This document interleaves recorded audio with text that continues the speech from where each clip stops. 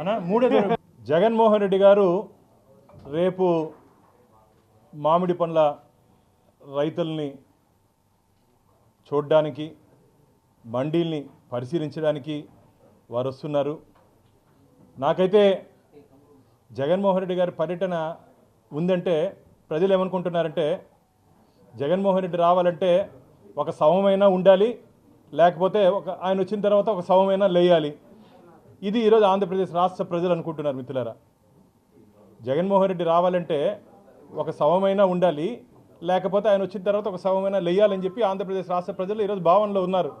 అలాంటి పరిస్థితుల్లో ఈరోజు ఆశ్చర్యంగా మామిడి పండ్ల రైతుల్ని చూడడానికి వస్తున్నారంటే నాకు ఆశ్చర్యంగా ఉంది. నేను మీడియా మిత్రుల ద్వారా జగన్మోహన్ రెడ్డి గారిని ఒకటి ప్రశ్నించాను. దీన్ని ఏమంటారు? జగన్మోహన్ రెడ్డి గారు, మీరు తల ఆ పక్క ఈ పక్క తిప్పుకోకుండా, గూగుల్లో చూడకుండా, ఎవరిని అడగకుండా, అదేంటన్నారు మొన్న ఏదో సినిమా గురించి అట్లా అడగకుండా, దీన్ని ఏమంటావు చెప్పు. ఈ పండు పేరు చెప్పు చాలు, ఎవరిని అడగకుండా. ఇది ఇంకో రకం, దీని పేరు చెప్పు. ఇంకోటి ఇంకా ముఖ్యమైనది, రేపు మీరు చూడ్డానికి వస్తున్నటువంటి మా చిత్తూరు జిల్లాలో ఎక్కువ పండేది ఇది. నీ చేతనైతే ఈ మూడు పేరు చెప్పిన ఆయన నువ్వు. మా మిత్రులు చెప్తారు, ఉన్న వాళ్ళందరూ చెప్పగలుగుతారు. దీన్ని చిత్తూరు జిల్లాలో మా రైతులు ఎక్కువ పండించే బెంగళూరు మామిడి పండు అంటారు. దీనికి ఇంకో పేరు ఉంది, తోతాపురి అంటారు. ఇది మిత్రులారా నీలం అంటారు దీన్ని, నీలం. ఇది చాలా అందరికీ ఇష్టంగా తింటారు. బేర్నిషా, ఇంకో పేరు దీనికి బంగినపల్లి అంటారు. ఇది మేము చెప్పగలుగుతాం. నువ్వు అడగకుండా, గూగుల్ తల్లిని అడగకుండా నువ్వు చెప్పగలుగుతావా?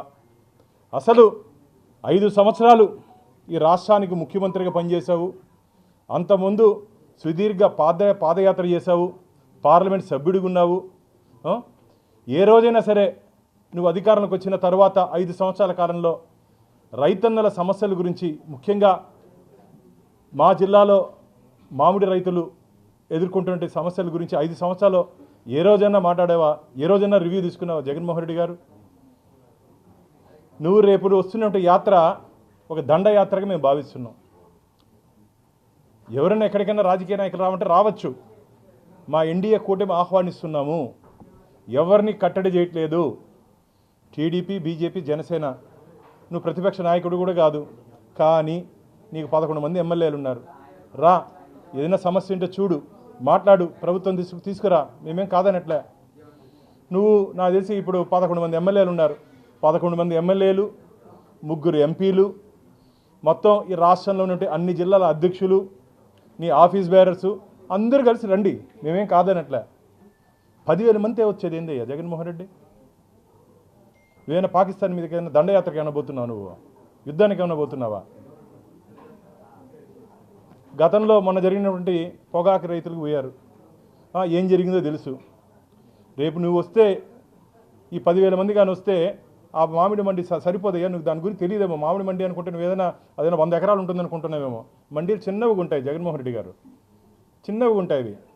మీరు వచ్చి ఆ 10,000 మంది కానీ తొక్కేసినారంటే పలుపుకు కూడా పనికిరాదు. ఇది మామూలుగా మిషన్లు వేసి తిప్పితే పలుపు వస్తుంది. మీరు వచ్చి రేపు తొక్కేస్తే అది పలుపు అయిపోతుంది, అది పనికిరాదు, మన చెడిపోతుంది. ఇవన్నీ తెలుసుకో జగన్మోహన్ రెడ్డి గారు. రైతుల కష్టాలు, రైతుల ఇష్టాలు ఇవన్నీ జగన్మోహన్ రెడ్డి గారు తెలుసుకోవాలి. ఎంతసేపు తాడేపల్లి ప్యాలెస్లో కూర్చొని ఆకాశానికే పరిమితమైనటువంటి జగన్మోహన్ రెడ్డి. ఆకాశం అంటే మిత్రులారా, ఆయనకి ఎక్కడికి రావాలన్నా 5 సంవత్సరాలు హెలికాప్టర్ తప్ప నేల మీద ప్రయాణించే సందర్భాలు చాలా తక్కువ. పరదాల ముఖ్యమంత్రి, త్రిశంకు స్వర్గంలో ఉన్నట్టు ముఖ్యమంత్రి జగన్మోహన్ రెడ్డి అని ఆంధ్రప్రదేశ్ రాష్ట్ర ప్రజలు మేమంటున్నది కాదు. ఇది అందరూ ఆంధ్రప్రదేశ్ రాష్ట్ర ప్రజలు జగన్మోహన్ రెడ్డి గారికి ఇచ్చినటువంటి బిరుదులు ఇవన్నీ. ఈరోజు ఏదో భారతీయ జనతా పార్టీనో, తెలుగుదేశమో, జనసేననో మేము మాట్లాడట్లే.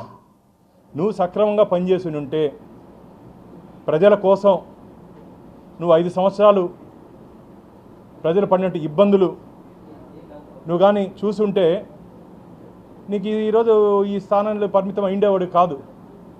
నువ్వు ప్రజలు పట్టించుకోలేదు, ప్రజల ఇష్టాలు తెలుసుకోలేదు కాబట్టే నీకు ప్రతిపక్ష స్థానం కూడా, ప్రతిపక్ష హోదా కూడా ఇవ్వకుండా 11 స్థానాలకు పరిమితం చేశారు మిత్రులారా. కేవలం 11 స్థానాలు, ఓన్లీ 11 సీట్స్. నువ్వు ఇదే విధంగా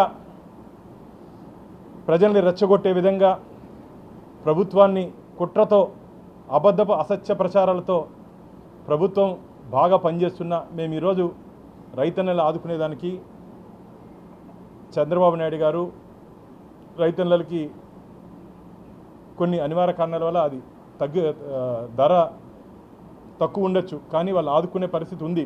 మేము కూడా కేంద్ర ప్రభుత్వ పెద్దలతో మాట్లాడుతున్నాం, ఏ విధంగా రైతులను ఆదుకోవాలి, భవిష్యత్తులో ఇలాంటి పరిస్థితి వస్తే ఏ విధంగా వాళ్ళు ఆ ప్రమాదం నుంచి బయటపడాలో మేము కూడా ఒకసారి ప్లాన్ చేస్తున్నాం. వేరే ఎక్స్పర్ట్స్తో కానీ మాట్లాడితే ఈ మామిడి పల్పు కాకుండా దీని నుంచి బై ప్రోడక్ట్స్ కూడా చేసే అవకాశం ఉంది, దాని మీద స్టడీ చేయండి అని చెప్పి కొందరు నిపుణులు సలహాలు ఇచ్చారు. దాన్ని కూడా మేము స్టడీ చేస్తున్నాం. విదేశాల్లో కొన్ని మామిడి పండ్ల నుంచి బై ప్రోడక్ట్స్ చేస్తున్నారు, తద్వారా రైతుల్ని ఆదుకునే అవకాశం ఉంది. టెంకని కూడా ఉపయోగించుకోవచ్చంట, తోలుని, టెంకని, ఆ గుజ్జుని కూడా ఉపయోగించుకునే అవకాశం ఉందని చెప్పి ఎక్స్పర్ట్స్ చెప్పారు. దాని మీద నేను పెద్దలతో కూడా మాట్లాడుతున్నాను. ఒకవేళ అది కానీ దేవుని ధర్మాన మన జిల్లాకి, మన మామిడి పండ్లకు కానీ సెట్ అయ్యి సూట్ అయితే మాత్రం తొందరలో రైతులు ఎదుర్కొంటున్నట్టు ఈ సమస్యకు పరిష్కారం దొరుకుతుందని చెప్పి నేను భావిస్తున్నా. రేపు పోలీసు వాళ్ళు 500 మందికి అనుమతి ఇచ్చారు. మీరు రేపు చూడండి, మొన్న ఒక నాయకుడు ఆయన ఎవరో ప్రజల ఆంబోత్ ఏదో అన్నారు, ఆయన్ని రోడ్లో మొత్తం దాన్ని ఏమంటారు బ్యారిగేడ్స్ అన్నీ ఇసిరి అపకేస్తున్నాడు. అయ్యా నువ్వు మాజీ మంత్రికి పనిచేసావయ్యా, నువ్వు ఒక శాసనసభ్యుడివి, ప్రజాప్రతినిధివి, నువ్వే రౌడీలా వ్యవహరిస్తే అంటే రెచ్చగొట్టడానికి, కార్యకర్తలు రెచ్చిపోయేదానికి, మిత్రులారా రెచ్చగొట్టడానికి, కార్యకర్తలు రెచ్చిపోయేడానికే ఇది ప్లాన్డ్గా వాళ్ళ నాయకులు ముందుకు పంపించి ఇట్లా గొడవలు చేయిస్తున్నారు జగన్మోహన్ రెడ్డి గారు. రేపు కూడా ఖచ్చితంగా పోలీసులు రెచ్చగొట్టే విధంగా వారు వ్యవహరిస్తారు, ప్రజలు ఇబ్బంది పడే విధంగా వారు వ్యవహరిస్తారు. ముఖ్యంగా ఆ కారు చక్రాలు చూసుకొని మీ డ్రైవర్కి చెప్పినైనా జాగ్రత్త తోలమని చెప్పి, దయచేసి కార్యకర్తల్ని బలి చేయొద్దు జగన్మోహన్ రెడ్డి. అది ప్రమాదవశాత్తు జరిగిన ప్రమాదమే, జాగ్రత్త తీసుకుంటే ప్రమాదాలు జరగవు. కాబట్టి జగన్మోహన్ రెడ్డి గారు మీకు అనుమతి ఉంది, మా ఎన్డీఏ కూటమి మీకు అనుమతి ఇచ్చాం మీ పర్యటనకి. పోలీసులు ఇచ్చినటువంటి నియమ నిబంధనలు పాటించి, నేనైతే 500 మంది ఇస్తారని నేనైతే అనుకోలేదు మిత్రులారా. 500 మందికి ఎస్పీ గారు, చిత్తూరు ఎస్పీ గారు అనుమతి ఇచ్చారని చెప్పి చూడడం జరిగింది. అంతమంది కూడా నాకు తెలిసి అవసరం లేదు. 11 మంది ఎమ్మెల్యేలు, జిల్లా అధ్యక్షులు, మీ టీము, ఇంకా నీకు అనుకుంటే కొద్దిగా ముఖ్యమైన అనుకుంటే కూడా ఎంతమంది ఉంటారు, మొత్తం 100 మంది కూడా ఉంటారు నాకు తెలిసి. మామూలుగా మేము కూడా చాలా సందర్భాల్లో పర్యటనలకు వెళ్ళాం. మాది కూడా జాతీయ పార్టీ, మమ్మల్ని కూడా గతంలో కూడా రైతన్నల దగ్గరికి కానీ మిగతా సందర్భాల్లో అనేక సందర్భాల్లో పర్యటనలకు వెళ్ళడం జరిగింది, వారిని వెళ్ళి పరిశీలించేదానికి వెళ్ళడం జరిగింది. మేము లిమిటెడ్గా వెళ్తాం. మనం పోయేది వాళ్ళ కష్ట సుఖాలు చూసేదానికి, వాళ్ళని కష్టాలు పెట్టేదానికి కాదు. మనం వెళ్ళేది వాళ్ళ కష్ట సుఖాలు చూసేదానికి కానీ వారి కష్టాలు పెట్టేదానికి కాదు. కాబట్టి జగన్మోహన్ రెడ్డి దయచేసి భవిష్యత్తులో ఏ విధంగా రాజకీయ నాయకుడు వ్యవహరించాలి, ఏ విధంగా రాజకీయ నాయకుడు ఉండాలో ఆ విధంగా వారు తెలుసుకొని ప్రవర్తిస్తే బాగుంటుందని చెప్పి నేను విన్నవించుకుంటూ, జగన్మోహన్ రెడ్డి జీవితాంతం ఓదార్పు యాత్రలకే సరిపోతాడు తప్ప వారి జీవితంలో జైత్ర యాత్రలు ఉండవని చెప్పి ఆంధ్రప్రదేశ్ రాష్ట్ర ప్రజలు భావిస్తున్నారు. ఓదార్పు యాత్రలకి చేసుకుంటా వెళ్ళు, మాకేం సంతోషం. నువ్వు ఎక్కడికి వెళ్ళాలన్నా సరే మా ప్రభుత్వం నీకు అనుమతిస్తుంది, పరిమిత సంఖ్యలో. కాబట్టి నీ జీవితంలో జైత్ర యాత్రలు లేవు, ఓదార్పు యాత్రలతో సరిపోతుంది. 5 సంవత్సరాలు ఆంధ్రప్రదేశ్ రాష్ట్ర ప్రజలను ఏడిపించావు జగన్మోహన్ రెడ్డి గారు.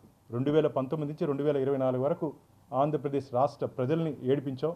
ఇప్పుడు నువ్వు కూర్చొని నీలో నువ్వే ఏడ్చుకుంటున్నావు అని చెప్పి ఆంధ్రప్రదేశ్ రాష్ట్ర ప్రజలు అనుకుంటున్నారు. ఇది ఈరోజు జగన్మోహన్ రెడ్డి గారి లైఫ్ హిస్టరీ.